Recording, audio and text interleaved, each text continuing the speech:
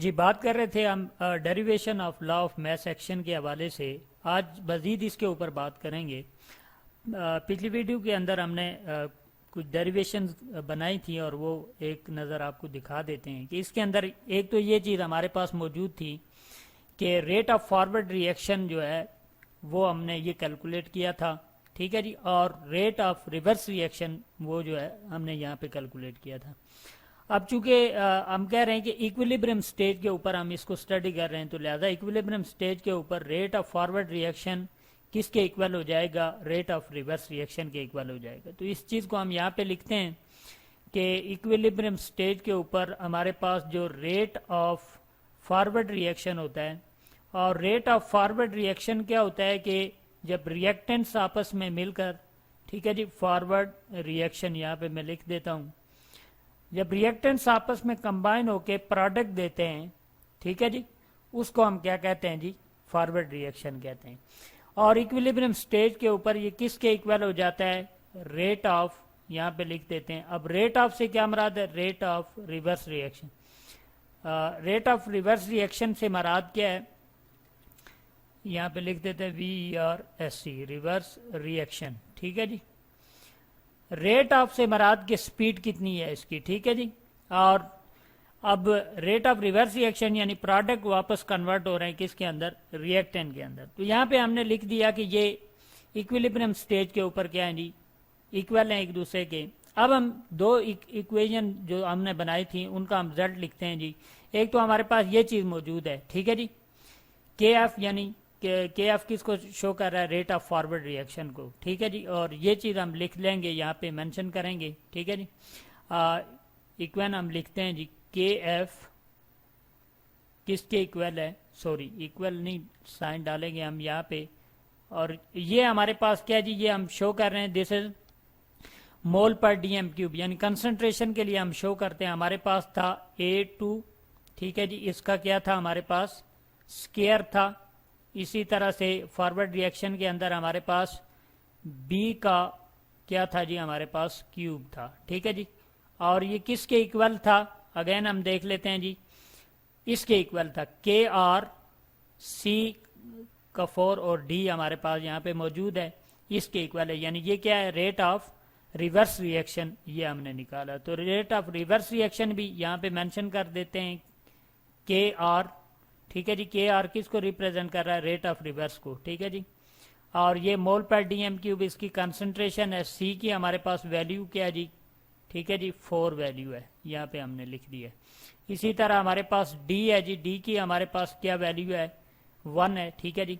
अब मोल पर DM³ क्या है जी? एक मेजरिंग यूनिट है जो कि इसकी कंसंट्रेशन को क्या करता है जी? मेजर करता है, ठीक है जी। अब मजीद बात करते हैं जी इस हवाले से। अब यहाँ पे हमारे पास ये चीज इक्वल आ गई। अब क्या करेंगे जी? इसको इसके साथ हम डिवाइड कर देंगे, यानी हम यहाँ पे लिख देते हैं बाय डिवाइडिंग बोथ। ये जो दो चीजें हमारे पास आ गई हैं, ठीक है जी, इन दोनों को हम क्या कर देते हैं जी? डिवाइड कर देते हैं और हम देखते हैं जी हमारे पास रिजल्ट क्या बनता है, ठीक है जी। जब हम इनको डिवाइड करते हैं तो हमारे पास क्या रिजल्ट आता है जी? यहाँ पे हम देख लेते हैं, KF ओवर, ठीक है जी, KR आ जाएगा, किसके इक्वल आ जाएगा जी? यहाँ पे हम लिख देते हैं, ठीक है जी। प्रोडक्ट हमेशा ऊपर वाली साइड पे चला जाएगा, C4, इसी के साथ हमारे पास D आ जाएगा, ठीक है जी। और D की कंसंट्रेशन डिवाइडेड बाय A2 इसका स्केयर, ठीक है जी। और इसके साथ ही हमारे पास B का जो है वो क्यूब आ जाएगा, ठीक है जी। ये चीज हमारे पास आ गई। अब यानी KF और ओवर KR जो है, यानी रेट ऑफ फॉरवर्ड और रेट ऑफ रिवर्स रिएक्शन, इन दोनों को मिलाकर एक नया हम यहाँ पे कांस्टेंट लिख देते हैं और वो हमारे पास होगा जी KC, ठीक है जी। यानी इन दो की जगह हमने एक नया कांस्टेंट लिख दिया है जिसको KC का नाम देते हैं। और KC हमारे पास क्या है जी? इक्विलिब्रियम कांस्टेंट है। यहाँ पे मैं लिख देता हूँ EQUILIBRIUN, इक्विलिब्रियम कांस्टेंट। अब इक्विलिब्रियम कांस्टेंट जो है वो कहाँ पे होता है? इक्विलिब्रियम स्टेज पे हमारे पास KC की वैल्यू मौजूद हो। अब ये यानी फॉरवर्ड और रिवर्स रिएक्शन की जगह हमारे पास क्या आ गया, केसी आ गया। अब केसी के साथ हम लिख देते हैं जी हमारे पास रिजल्ट क्या आ गया, बिल्कुल सेम यही केस आएगा। ठीक है जी, सी की कंसंट्रेशन 4, ठीक है जी, और डी की कंसंट्रेशन हमारे पास आ गई। इसी तरह से हमारे पास आ जाएगी A2 की कंसंट्रेशन हमारे पास क्या है जी, 2 है। ठीक है जी, और इसी तरह बी की हमारे पास आ जाएगी 3। तो ये चीज़ हमारे पास आ जाएगी, यानी केसी हमारे पास, केसी की वैल्यू ये आ जाएगी। ये दर हकीकत क्या है कि इक्वेशन केमिकल जो इक्वेशन थी उसके शुरू में हमने बयान किया था कि जो आपके प्रोडक्ट्स होते हैं, ठीक है जी, प्रोडक्ट यानी जो चीज़ पैदा होती है, ठीक है जी, केमिकल रिएक्शन के नतीजे में, डिवाइडेड बाय रिएक्टेंट्स।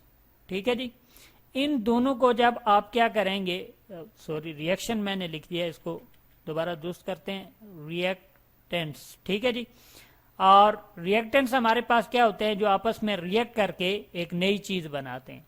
यानी प्रोडक्ट्स को अगर आप रिएक्टेंट के साथ क्या करेंगे, डिवाइड करेंगे इक्विलिब्रियम स्टेज के ऊपर, तो आपके पास क्या आ जाएगा, केसी की वैल्यू आ जाएगी। अब केसी की वैल्यू क्यों इंपॉर्टेंट है, इस हवाले से बात कर लेते हैं जी।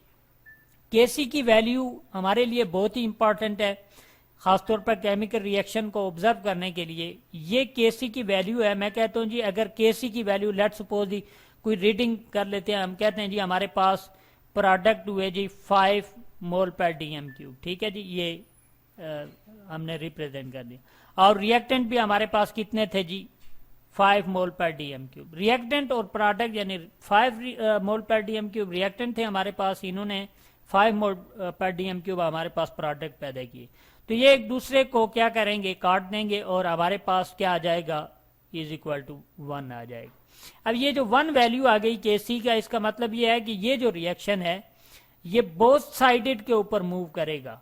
ठीक है जी, यहाँ पे मैं लिख देता हूं बोथ साइडेड मूव। ठीक है जी, यानी फॉरवर्ड डायरेक्शन में भी जाएगा और रिवर्स डायरेक्शन के अंदर भी वापस आएगा। ये रिएक्शन हमारे पास ये होगी। अगेन एक और कैलकुलेशन बनाते हैं जी केसी की इंपॉर्टेंस के हवाले से, कि लेट्स सपोज मैं कहता हूं जी हमारे पास रीडिंग प्रोडक्ट हमारे पास बनते हैं जी 5 पर डीएम क्यूब। ठीक है जी, मोल पर डीएम क्यूब, और रिएक्टेंट से जी हमारे पास 10 मोल पर डीएम क्यूब। ठीक है जी, ये जो हम स्क्वायर ब्रैकेट शो करें इसको कहते हैं मोल पर डीएम। तो जब ये एक दूसरे को कैंसल आउट करेंगे तो हमारे पास जवाब क्या आ जाएगा, 0.2 मोल पर डीएम क्यूब। सॉरी 2 नहीं आएगा, बल्कि ये हमारे पास क्या आएगा, 0.5 आ जाएगा।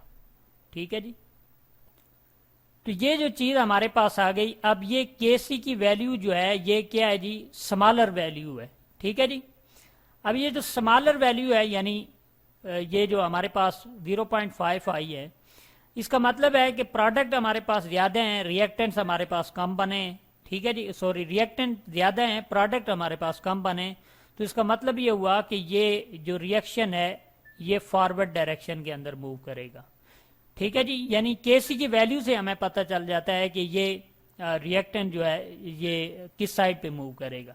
अगेन एक और कैलकुलेशन सपोज करते हैं। मैं कहता हूं जी केसी की वैल्यू है जी हमारे पास, लेट्स सपोज हमारे पास प्रोडक्ट बने जी 10 मोल पर डीएम क्यूब हमारे पास बने। ठीक है जी, और हमारे पास जो रिएक्टेंट्स थे जी वो 5 मोल पर डीएम क्यूब थे। तो इसके नतीजे में हमारे पास जो वैल्यू आएगी वो 2 आएगी। ठीक है जी, अब 2 जो वैल्यू है वो 1 से क्या है, लार्जर है। इसका मतलब ये हुआ कि हमारे पास रिएक्टेंट्स कम थे, प्रोडक्ट हमारे पास ज्यादा बन गए, लिहाजा ये रिएक्शन वापस किस साइड में मूव करेगा, रिवर्स डायरेक्शन में मूव करेगा या बैक साइड पे मूव करेगा। तो यानी ये केसी की 3 वैल्यूज हमने यहाँ पे पुट की हैं जो कि हमें बताती हैं कि इंपॉर्टेंस ऑफ केसी क्या है, और इस तरह से हमें पता चलता है कि ये वैल्यू कितनी हमारे लिए जो है वो इम्पोर्टेंट है।